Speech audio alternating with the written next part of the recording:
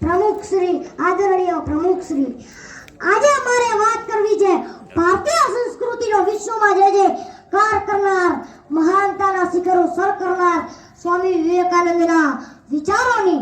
મિત્રો, કોઈને સાચું જ કહ્યું છે કે તમે જેવું વિચારો છો તેવા બની જાઓ છો. માટે આપણા વિચારો તેજસ્વી હોવા જોઈએ, માય કાંગલા નહીં. યુવાન ક્યાં હોવો જોઈએ એ આપણા વેદ ઉપનિષદમાં કહ્યું છે કે યુવાન આશાવાન, દ્રઢ મનોબળવાળો તથા બળવાન હોવો જોઈએ. આજે પાંચના ગલ્લા પિચકારી મારતો આખો દિવસ સોશિયલ મીડિયા નામની ગર્લફ્રેન્ડમાં રચા પચા રહેતા યુવાનને સ્વામી વિવેકાનંદ લપડાક સારા ને પવિત્ર હોય તો જ દુનિયા સારી ને પવિત્ર થઈ શકે. બીજાના ખિસ્સામાંથી કઈ રીતે પડાવી લેવું અને ડગલે ને પગલે સ્વાર્થ માટે ખોટું બોલતા લોકોને સ્વામીજી કહે છે, મારા બાળકો યાદ રાખજો કે ડરપોક અને નિર્બળ માણસો જ પાપ કરે છે અને અસત્ય ખોટું બોલે છે. બહાદુર માણસો હંમેશા નીતિમાન હોય છે. નીતિમાન બનો, બહાદુર બનો. નિષ્ફળતાઓથી હતાશ, નિરાશ થયેલા, જીવનથી હારી ગયેલા યુવાનોને સ્વામીજી કહે છે, વીર યુવકો, શ્રદ્ધા રાખો કે તમારા સૌનો જન્મ મહાન કાર્યો કરવા માટે થયો છે. અરે કુરકુરિયાના ભસવાથી ડરી જશો નહીં, અરે આકાશના વજ્ર પ્રહારથી ભયભીત થશો નહીં, પણ ઊભા થાઓ અને કામે લાગો.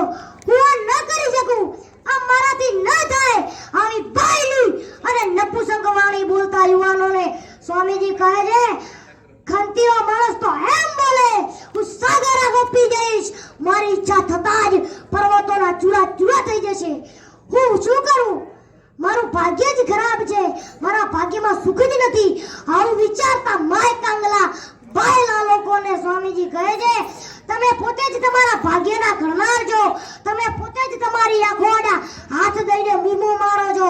અંધારું છે, અંધારું છે, આ ખાડેથી હાથ ખસેડી લો અને પ્રકાશને જુઓ.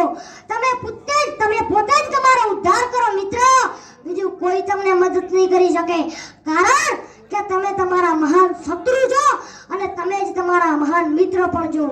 એ માટે ઊભો થા અને એ યુદ્ધ કર. એક ડગલું પણ વિચાર કરીશ નહીં. એ જ મુદ્દો છે. છેલ્લે સુધી લડત ચાલુ રાખ.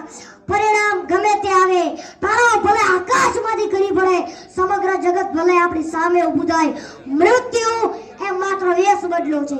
એમાં શું?